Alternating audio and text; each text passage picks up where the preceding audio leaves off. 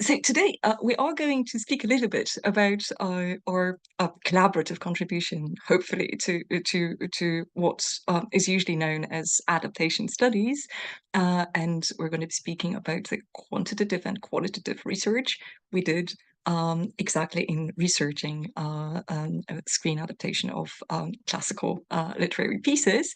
And obviously, adaptation studies have been around for years. We are ourselves translation scholars, but we wanted also to kind of contribute somehow to to this specific field of interest. And in the 1950s, adaptation studies were primarily concerned with the notion of originality and the faithfulness of the screen reproduction of whatever the writers kind of created. So these were the earliest approaches, which were very much focused on kind of media specificity of specific productions. Then in the 1970s, we have the first comparative approaches appearing, with scholars looking at equivalence and using various methodologies like semiotics or narratology. The earliest reflections on adaptation as forms of intersemiotic translation start to appear at the time. And since 1990s, we actually have this, we could call it intertextual turn, with scholars reflecting not really so much on the relationships between the literary and non-literary texts of culture, but basically the mesh of interrelationships and kind of different texts of cultures informing each other. And this is a background against which we would like to present our project, which we kind of worked on a few years ago, that was dedicated specifically to the representations of history on screen. It was a collaborative project together with Monika Woźniak and Jan. So basically, translation scholars interested in film dialogues, which are, believe it or not, quite underrepresented in scholarship. So this research focused specifically on how screenwriters use language on screen in order to conjure up, create images of the past and to make those images as authentic as possible. So we kind of looked at specific historical periods, and we only looked at Anglophone productions portraying those, starting with antiquity. So we basically asked ourselves questions about what ancient Romans should sound like in English, but we also asked some other questions concerning other historical periods. And a subcategory of productions that we kind of considered at the time were adaptations. Why? Because classic novel adaptations are very much interested in the representation of the past. And what is interesting about them is that they primarily have a source text to refer to that somehow possibly hails from the period which is being presented on screen. So if somebody adapts a Victorian novel, they actually have a Victorian text to work with, which offers an interesting opportunity to kind of reuse some of this material for the implied authenticity effect. So this is exactly what we wanted to look at and what we're going to be sharing with you today, our reflection on the reuse of literary material on screen. And we kind of felt justified to think of adaptation in those terms, also because some scholars emphasize the connection between adaptation and historicity. And here I'm quoting Thomas Leach and his essay Adaptation the Genre, where he actually reflects on adaptation actually presenting itself as a separate genre by simply bragging about or boasting of this literary origin specifically. And Leach actually says that what is typical of adaptation as a genre is fetishizing history, as he calls it, and also typically kind of presenting specific historical periods and ensuring the authenticity by adding period detail, period locations, period music.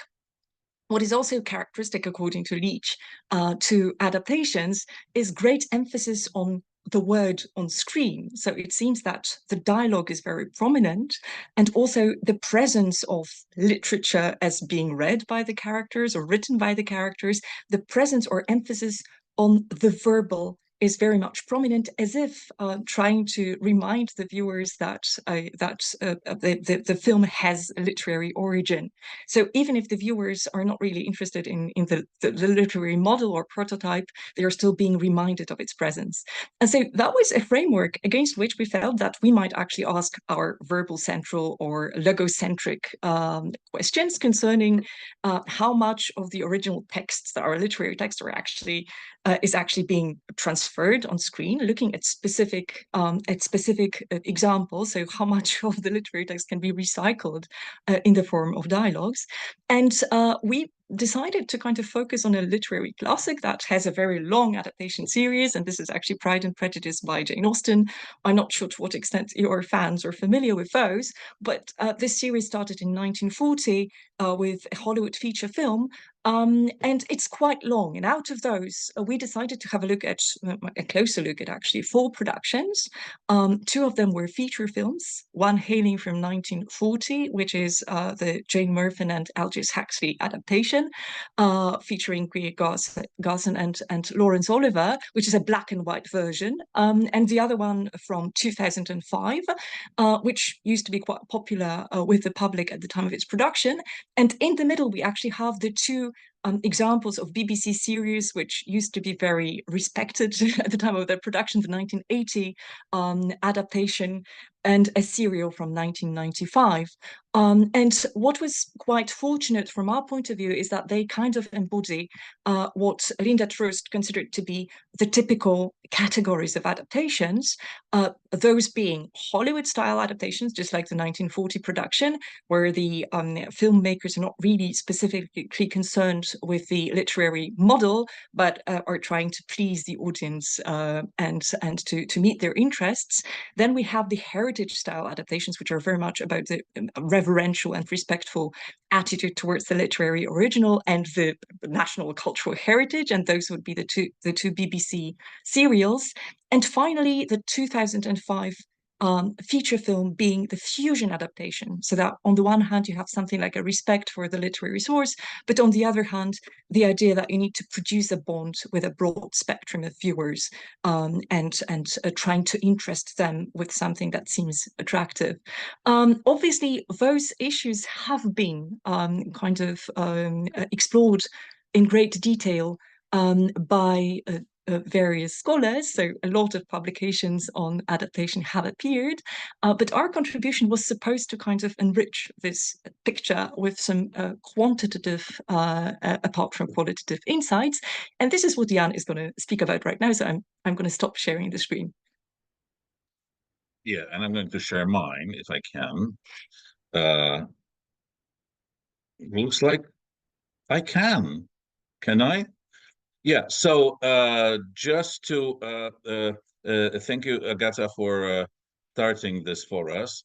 The questions that we ask of our quantitative approaches was first how much of the literary original comes into the film, not just through the events, but through the dialogue, uh, which it's interesting because it's really like one of the simplest ways in which you can compare the literary original with the film. Uh, then uh, then we want to see how some linguistic and other elements of the dialogues are visible in translation when these subtitles when film dialogues, sorry, are translated into another language. That happens, and then the direct question: how much of the original text is directly inserted into film adaptations of classical literature, canonical literature that has a huge following and readership? Because I mean, Agatha has already mentioned that, and that is obviously an interesting question. Uh, and then we also look, because of our former research on historical cinema, we were looking at how how those literary adaptations differ from historical cinema that is not an adaptation of literature that comes from a ready-made film script. So to just for those of you who do not belong, like Daniel and Simone and myself, to the stylometry mafia, I hope I haven't omitted anyone. I'm going to show you what the first thing a stylometrist thinks of when presented by his colleague, like Agata here, with the opportunity to delve into the text of film. So I'm going to take you very quickly through the one of the most favorite methods of quantitative stylometry based on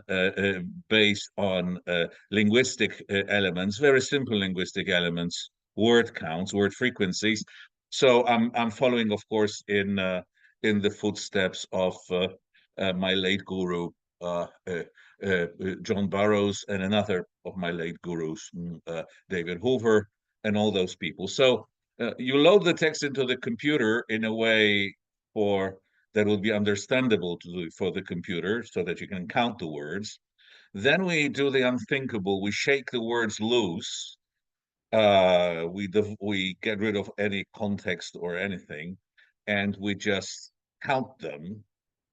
And when we have counted them, we select 1,000 or 100 or 2,000 most frequent ones in the entire set of the text that we have collected. In our case, of course, we're dealing with a corpus of film dialogues in text. Now, of course, as the linguists, not only linguists among you should know, the 100 most frequent words, they're not very uh, uh, interesting, and they don't seem to be telling us much about the subject, the what uh, uh, of the text. They seem to be telling us rather uh, on how the text is written, seeing that they are the mechanical elements of text, the very frequent words. You can obviously see it must be from dialogues because the first two most frequent words, even before the usual champions, the and are you and I. So this is what we base our patterns of similarity and difference between texts. Let me show you what happens next. So then once we have that list of the very frequent words, we count them in each of the texts individually, and we get something like this. You can see, instead of my usual examples taken from classical English literature, I'm throwing at you 6 films from auteur cinema, if that's the right term.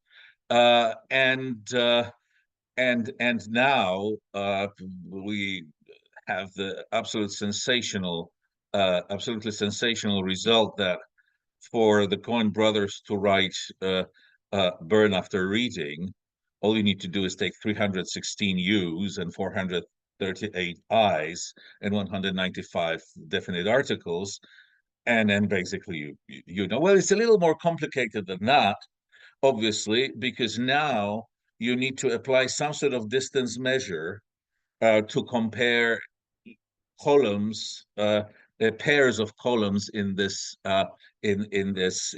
table, simply to compare each text to each. And we use something, fairly simple. This is, I think, one of the more fashionable ones, the so-called cosine delta. I don't think I need to look into this. I mean, for all, it's our software that does the calculation. I don't really know how to do this by hand. And then with those distances, we now get a distance matrix, if that's the name. And here we are simply getting the distance between each pair of texts. And as you might notice, because I've made it easier for you by highlighting the lowest scores or the shortest distances, or in other words, the greatest similarities between texts, by highlighting them in red, And as you can see here, even in screenwriting, at least in this collection of highly specific director screenwriters, uh, you can see that the law of nature is that texts written by the same people have the smallest distance. So that's how it works. Now, of course, that is not really exciting and pretty. So instead, we apply cluster analysis and we get a pretty little tree diagram, which simply puts text with the closest, with the smallest distances together.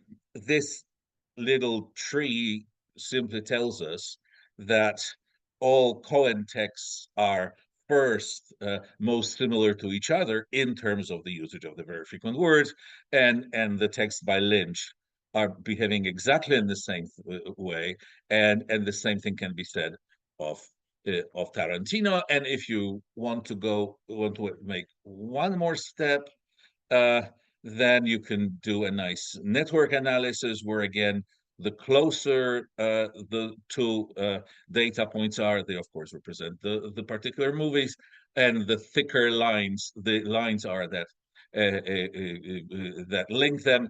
This, of course, shows a greater similarity. The benefit of network analysis is that it lets you discover some similarities. Now, of course, it still shows you the screenwriter's signal or the directorial signal, if you want.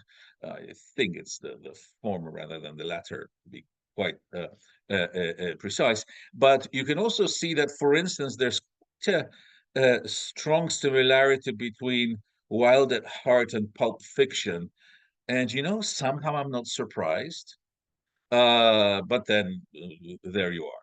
So these were more or less the things we applied to our our Jane Austens, both in terms of the text of the novels, but also the text of the dialogues. Now, to make things more interesting, because you always need what we call distractors in a good stylometry study, we added a number of classical of classical literary texts and their adaptations.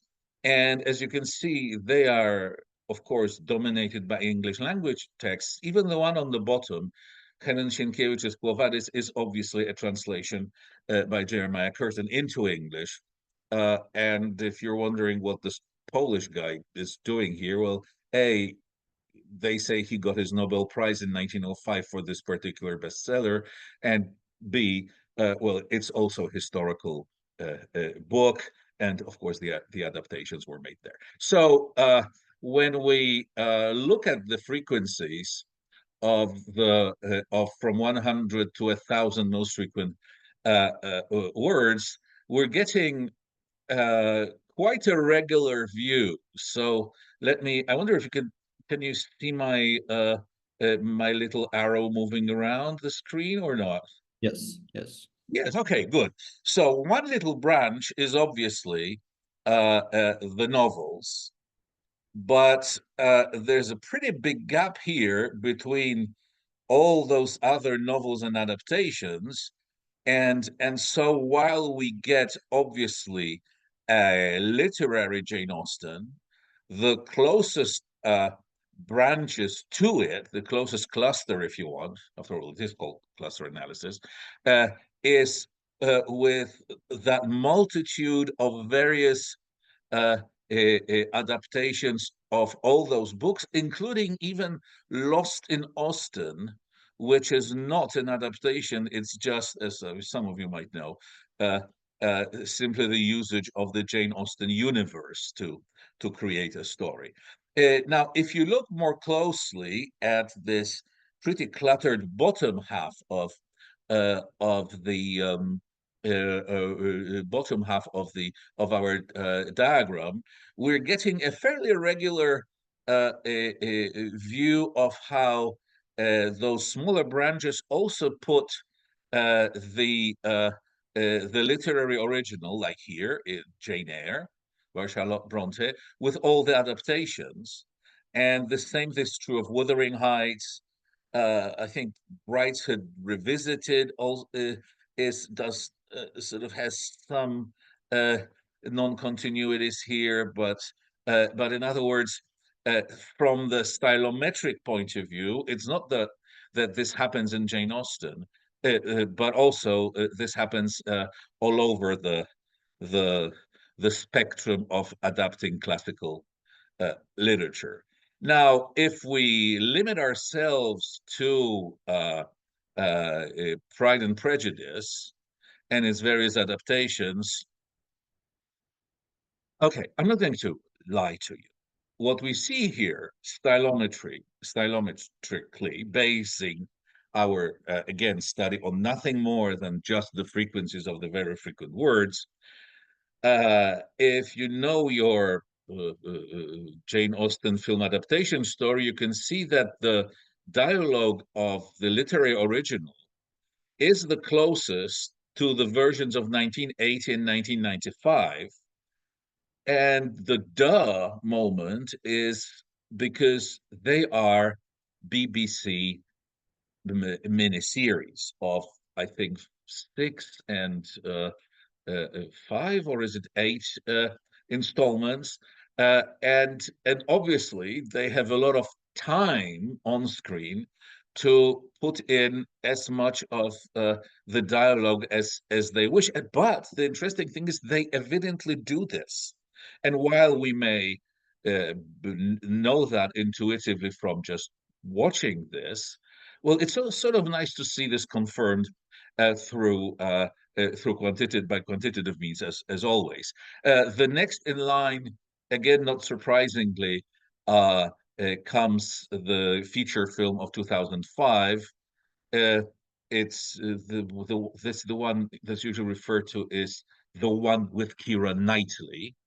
But on the other hand, as very far from the literary original, and I think this is not only a metaphor, we have the Hollywood type adaptation of 1940, the one with Laurence Olivier, the non-adaptation of Lost in Austin, and the absolutely crazy Bollywood version called Bride and Prejudice, which, by the way, I cannot recommend to you more strongly. So if we look at the Polish versions of those texts, you can see that paradoxically the situation is better because we don't have two, we don't have one Pride and Prejudice in Polish. Haha, we have two by two different translators. Actually, we have three, but okay. Thank you, Agata.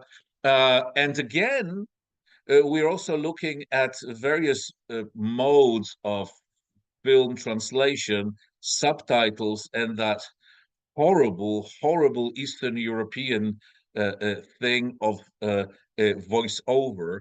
And yet, whatever happens, again, despite the fact that we're now dealing with translations, and I must tell you that the making of subtitles and voiceover rarely sticks to any particular translation. Still, again, stylometrically, it's the series that come first, and the other text that we had coming later. So there is sort of a reflection of the same phenomenon, which shows that after all, those translations aren't that hopeless. And now we need to look at oops, not too fast, at something much simpler. I wonder, Agatha, if we shouldn't have started with this first, but I guess that was too late. So obviously, if we can count very frequent words, we can count any words, and also we can recognize direct quotes in film dialogues. And so here's the result done with that simplest of tools I've ever seen, a anti-student plagiarism piece of software called WCopyFind, which simply identifies identical word n-grams. In this case, we've been using 5 grams. Uh, and And when we look at the different translations of Pride and Prejudice, once again, we see that high numbers of identical, well, basically of direct borrowings comes from like 29%, 29% again, 19%. This comes from the same versions that were presented that happened in stylometry. So here, the stylometric results done on most frequent words very conveniently conform with the much simpler approach of simply looking for identical pieces of text. Another tool that we used is, I have to say, a German invention, the Tracer text reuse program made by Marco Büchler and his team. And this is a much more powerful tool. It looks at all kinds of n-grams and other elements of similarity.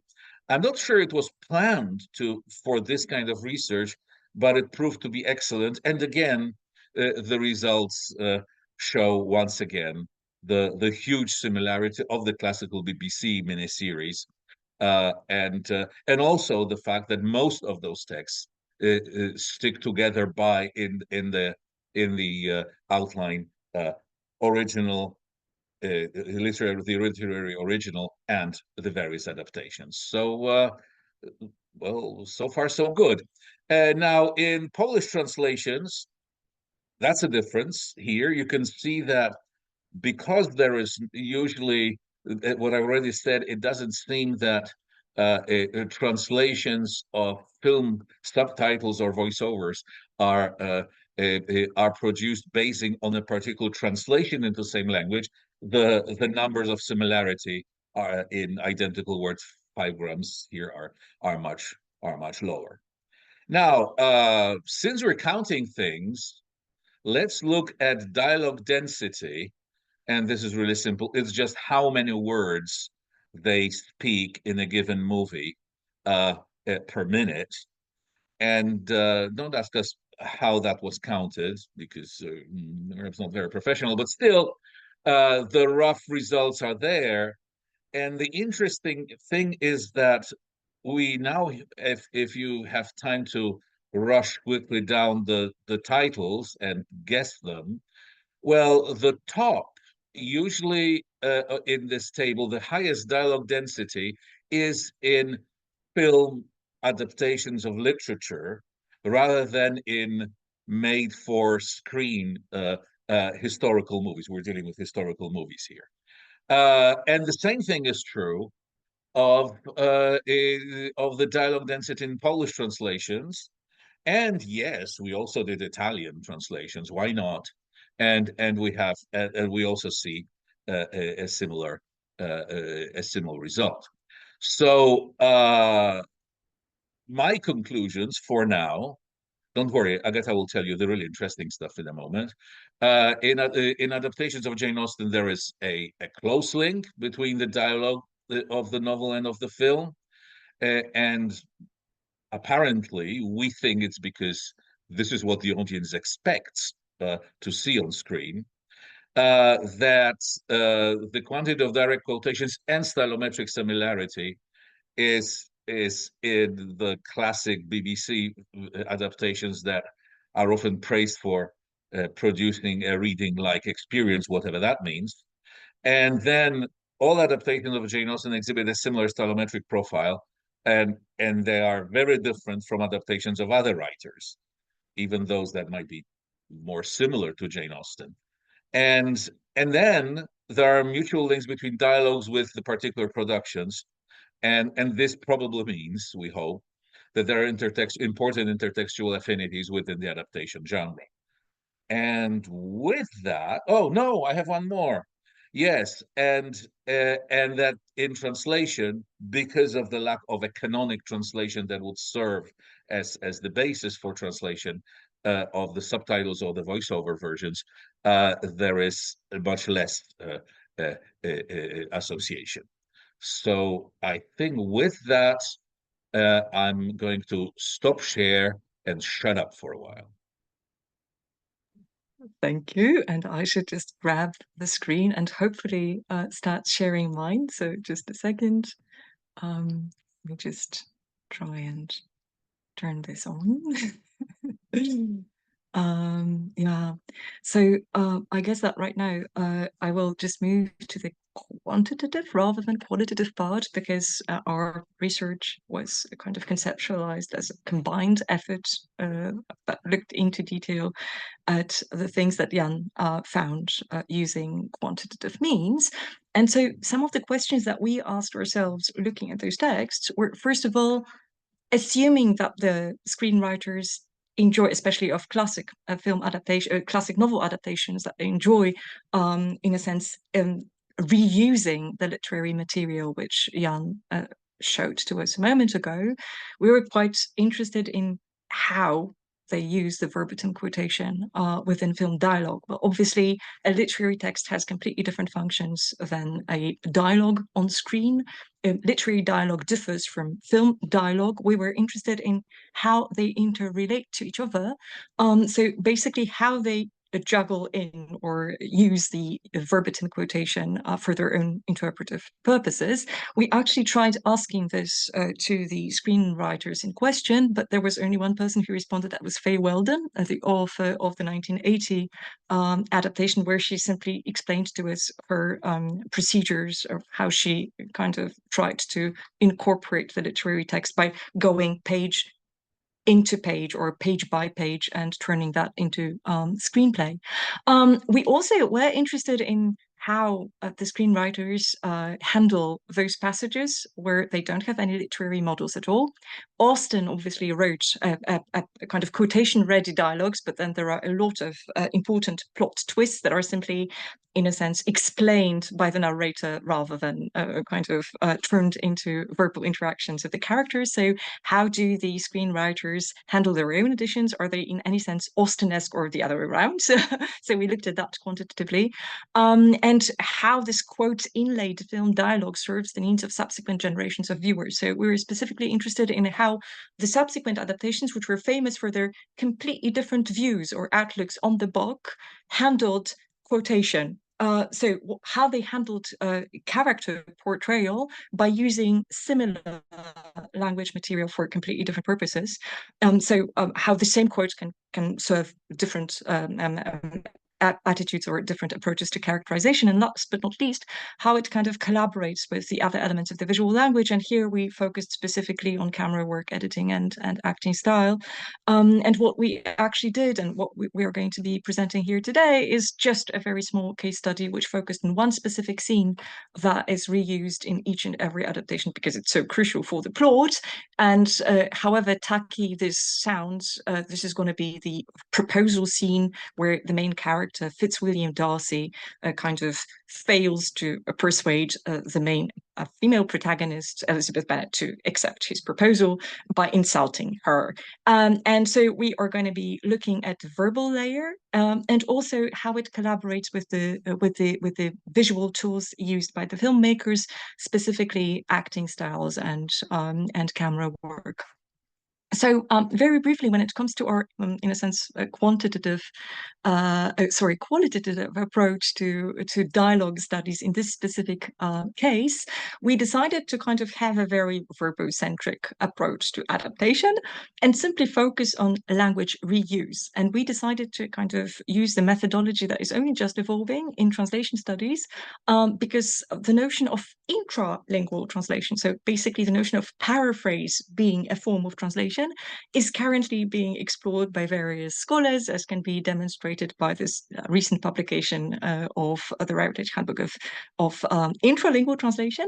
And so scholars who are interested in this phenomenon, for instance, in the context of simple language translations of encyclopedias or, I don't know, children's literary pieces based on adults' literature, we actually kind of used some of the concepts that they use. So they say that if you compare the source to the target being two texts of culture written within one and the same language, you can first of all speak of the degree of transfer. This is a question of how much of the source text is preserved in the target text. So how much is being recycled? Then degree of derivation being what kind of ratio of the target text is borrowed. Then we have degree of translation. If something is being borrowed or lifted from source to the target, is it reworked heavily? How is it kind of reformulated? Is it simplified? Is it shortened? And so these are some of the questions. And then the last criterion that is usually used in such studies is simply the nature and range of translation strategies deployed. Translation in inverted commas mean paraphrase strategies. So what we did is we kind of looked very specifically at portions of the literary piece and the portions of dialogue in respective adaptations, looking at those tools. So looking bit by bit as how the screenwriters handled the literary material. And when it comes to our a very kind of primitive and rough reflection on how it collaborates with the visual language, what we looked at were simply three criteria that we stole from Kress and Van Leuven that I specifically liked.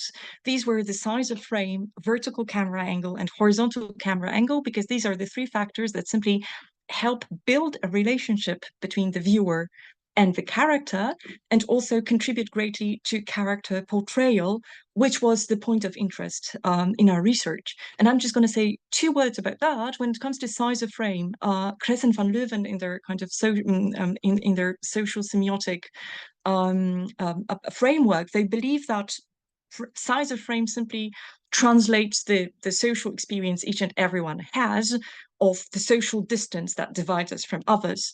So close-ups are simply read as imitations of intimate or interpersonal relationships.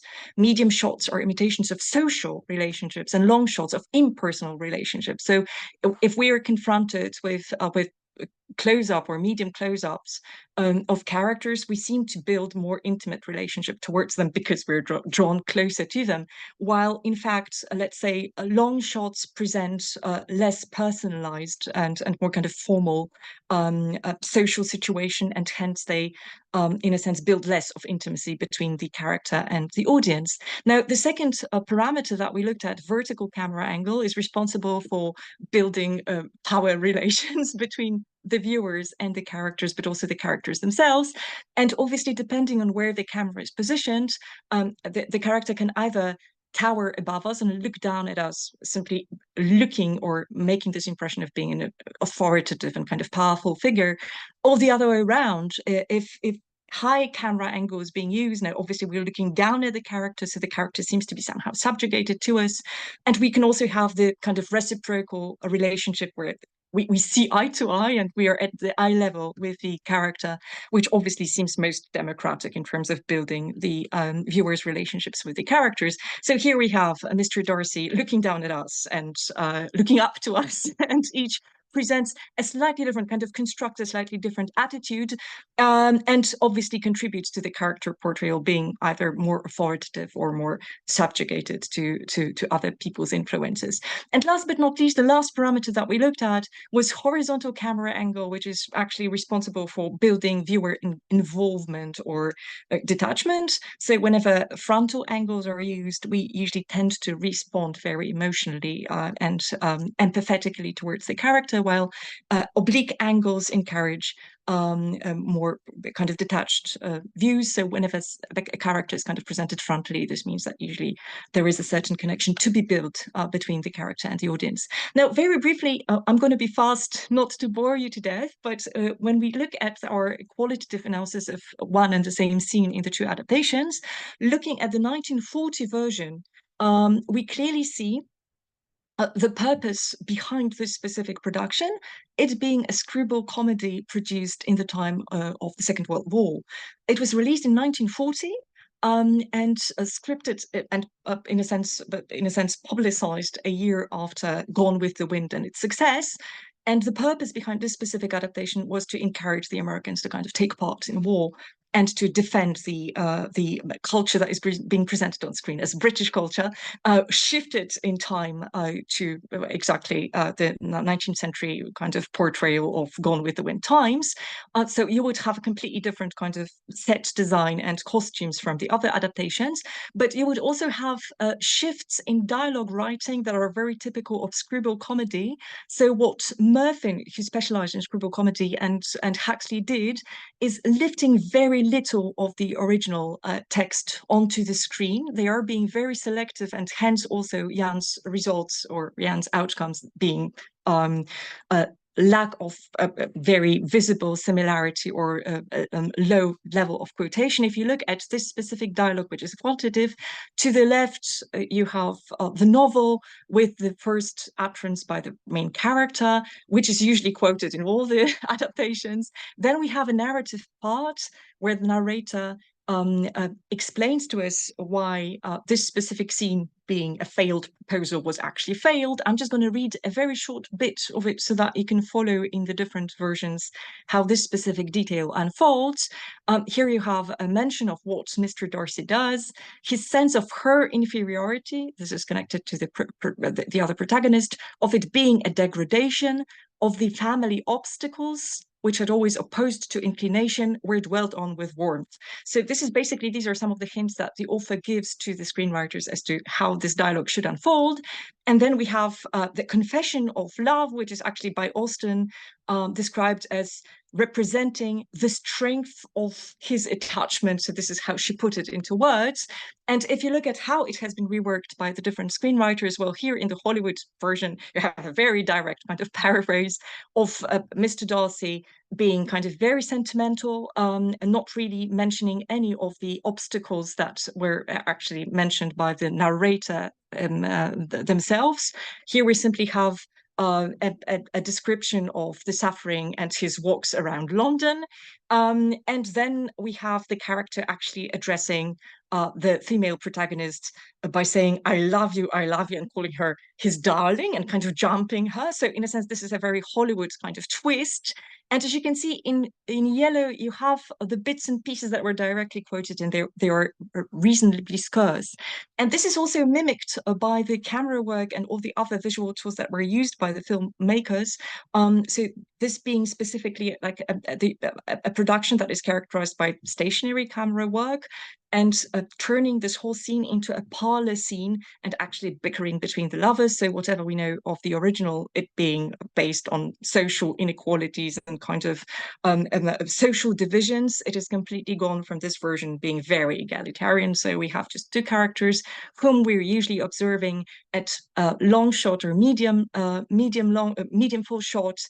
They are usually presented to us at oblique angles. So in a sense, we are encouraged as the viewers to simply contemplate this mating dance on the part of those characters. We only have medium close-ups when the characters are kind of specifically emotional. As you can see, they tend to be from time to time. But on the whole, the idea is that we have two shots of the characters and the audience kind of contemplates them at satirical distance. And I'm going to show to you how it mathematically adds up to a specific kind of portrayal of the characters as not really being of any unequal social status, but simply misunderstanding each other all the time. Now, the second adaptation that we looked at is 1980, created by Faye Weldon. Weldon was a famous writer at the time, but also a feminist writer. And many critics say about this specific adaptation that it was very much in tune with what Jane Austen wrote. Why? Because it kind of mimicked the narrator's perspective, it being the third person narrative, with Elizabeth being the focalizer in this specific book. Now, how was it done in the adaptation? Mervyn, sorry, not Mervyn, but actually Faye Weldon kind of quoted copious excerpts wherever there was a dialogue, she would just rewrite it in her screenplay. She would also incorporate huge bits and pieces of the narrative and kind of incorporate that into the utterances of the specific characters. So she was very subtle about that and kind of very specific about that. Here, if you look at this specific scene, well, she quotes all that is to be quoted, but she also incorporates some ideas from the narrative when it comes to Mr. Darcy expressing his doubts and confusion. What is interesting about this version, and very much in tune with Faye Weldon's interpretation, is that when Mr. Darcy kind of recites his scruples, there is a very long litany, unlike in any other adaptation. So what he speaks about is the inferiority of the heroine's family, the miserable connection, the degradation, lack of judgment, the damage that he would inflict to his sister and other people. So in a sense, like what Weldon does is basically she presents Darcy, wherever it is possible and wherever there is no dialogue to quote, as this kind of truly snobbish and rather hateful personality, which is unlike in other adaptations. Here you have other copious quotations from the novel, which demonstrate how she kind of worked with this text, simply incorporating as long passages as possible, but to support her interpretation of the characters' interactions. If you look at the camera work here, what is interesting is that it contributes very much to the portrayal of Mr. Darcy being like this kind of very hateful and haughty and pretentious person who looks down at everyone. This is primarily because of the use of the vertical camera angle. There are low angles used all the time. So in a sense, like he looks down on people all the time, especially in this specific adaptation. When it comes to the portrayal of Elizabeth, she is very stationary in the scene, and she's being presented from various vertical angles, starting with the kind of eye level view and finishing with those kind of shots where she's basically also standing up, but also presented as at the low angle, so in a sense, kind of towering a bit over the viewers, which kind of shows to us, unlike in other adaptations, her self-sufficiency and power. So in a sense, you have this drama of one character being kind of very opinionated and very, very proud, and the other character being quite self-sufficient, which was very much in line with Weldon's feminist reading. And this is quite opposed to the next adaptation of 1995, which was a very famous one, scripted by Andrew Davies, which was quite famous for its preference for the perspective of Darcy's character and kind of, in a sense, focus on Darcy as a character, and it actually instigated something that was known in the 90s and the Darcy mania. And what is interesting is that typically of the 1990s, that was a production that was not really concerned with any kind of social dilemmas, but rather with kind of gender identity. So hence it was created into simply a kind of fascinating romance that many people enjoyed. And actually, Andrew Davis's attitudes, which Jan showed to be very much conservative in terms of copious quoting, were kind of based on the assumption that he quoted as much as he could, but at the same time, at those places where he could kind of create or flesh out the characters, he would do that according to his interpretation. So if you look at Darcy here, not much is actually being quoted from the narrative, but for instance, one of the shifts that he introduces is making him very kind of tormented and passionate. So he talks a lot about his passion. Towards the end, something that we haven't looked at, where Jane Austen speaks of him expressing hope that he would be rewarded by acceptance of his hand. He speaks of begging the person most fervently to relieve his suffering. This shows to you like the tormented character. Elizabeth quotes herself from the novel a lot, but again, her vision is quite concise. If you look at how the scene is kind of portrayed visually, it is dominated by the Darcy character walking around and in a sense failing to control himself. So it is dominated by Darcy. Elizabeth is usually he's looking down at the characters at the other character, but simply because he's standing up. Elizabeth is usually presented at a closer distance to the audience, but usually looking up or from a high angle. This time, though, I wouldn't read it as her subservient in any way, because at the same time, her acting style or the way in which this character is being performed is very self-sufficient, independent, and actually quite, I would say, strong in her negative feeling. But it's more like a camera being aligned to the physical positioning of the characters. So in a sense, we're kind of stealing the points of view of the specific characters, either looking down the way Darcy would look down at Elizabeth, or looking up to Darcy the way the seated character would.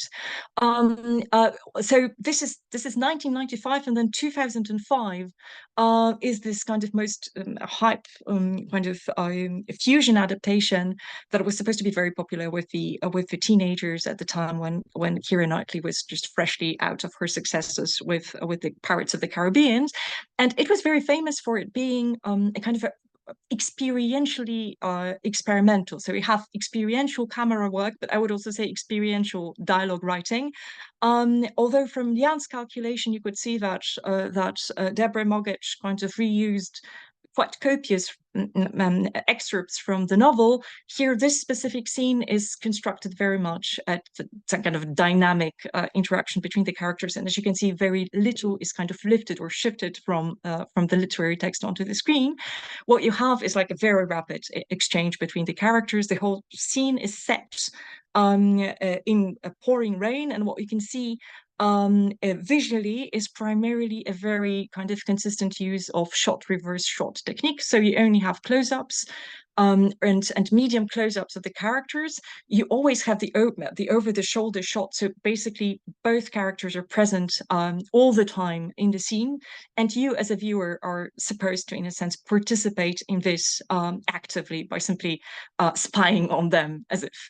So this is a very kind of, in a sense, empathy-inducing technique, which goes together with the way in which the dialogue has been scripted. These are very short dialogue lines that help the characters to dynamically interact. And in terms of numbers, this is just a very rough and manual calculation.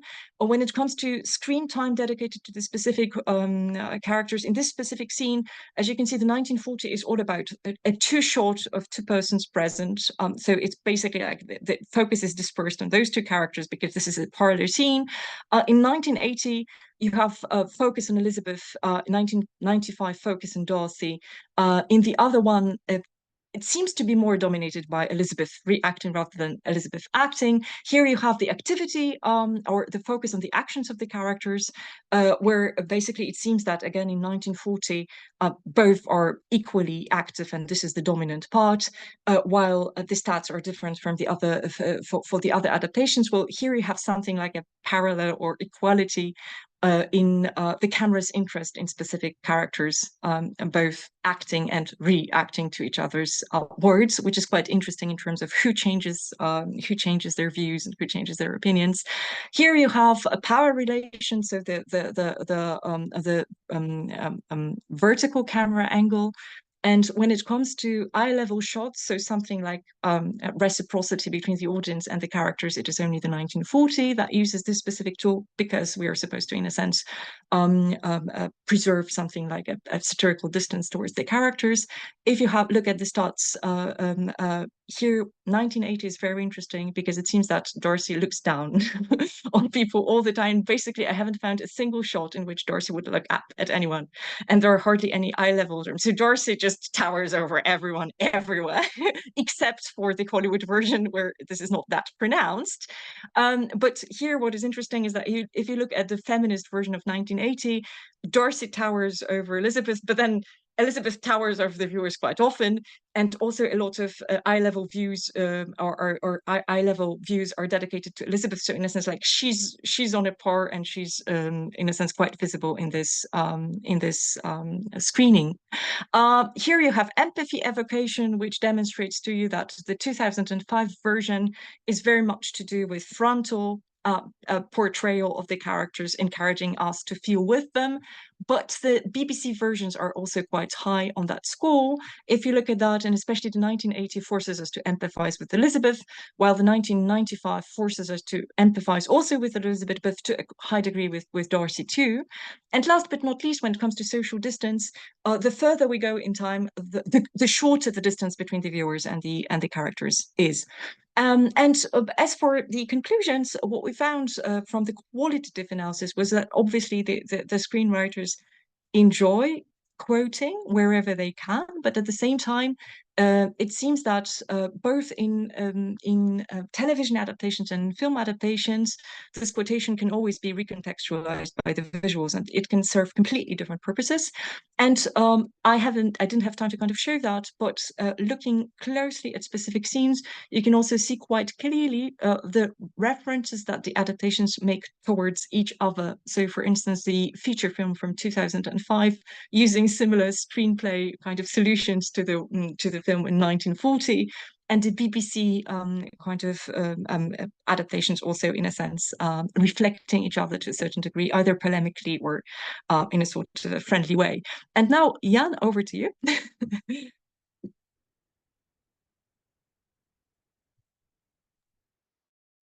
You're muted. Still. Film uses? Sorry, microphone, sorry. Yeah, that's a couple of seconds you will never get back from your life. So I sort of thought it's interesting to somehow ask the direct question: what the hell is stylometry doing with film studies? But because you can see we're putting all this together. Well, it's I think we think it's worth it. So first of all, if you do a stylometric study on literature, because this is what we normally do, we sort of know what we're talking about. I mean, we know our Jane Austen, we know our Victorian literature, we know our Polish drama of the Romanticism, whatever. So the more Agata brings into this, and the more I do, we sort of are. It's I think it's important to so that we can mutually verify if there is any connection between the things that we do. So that's a very general thing, and perhaps the most interesting thing about this sort of combination is that by combining those two approaches, quantitative and qualitative, by a person who uh, uh, obviously, as you could see, knows her film studies approach, and then by the guy who can at least count words in a text, it, we're sort of creating a little more than just the sum of the items, because here we're not only talking about film dialogue, and we're not only talking about film adaptations of literature, whether it's qualitative and quantitative, obviously, this talking, but uh, at the same time, we're talking stylometry of translation and also qualitative study of translation studies in in a very broad way, because obviously, I mean, you have to wave your Roman Jakobson banner for a while. We're attacking at the same time his three types of translation: intralingual, interlingual, and intermedial, or intersemiotic, whatever the whichever paraphrase you use, whichever synonym you use, and but also we're mixing the two of them, because as you could see, we take the literary original and the film adaptation, but then we also take translations of the film original. Oh, and wait, also the translations of the film, and then we put them all together. And let's not forget that after all, the way characters move on screen, that was what Agatha just showed us just a moment ago. This is also obviously a translation of what was going on, and then there's this film dialogue on top of that. So we're looking at a very multi-dimensional image, and in a way, it sort of warms my heart that to see such a nice combination of quantitative and qualitative study. It's so I have to say we're very proud of this, even though we're only actually beginning. I mean, we only have like what, two, three, four publications on that together. So, there's plenty of development. Okay, and Agata, looks like we've made it within the hour.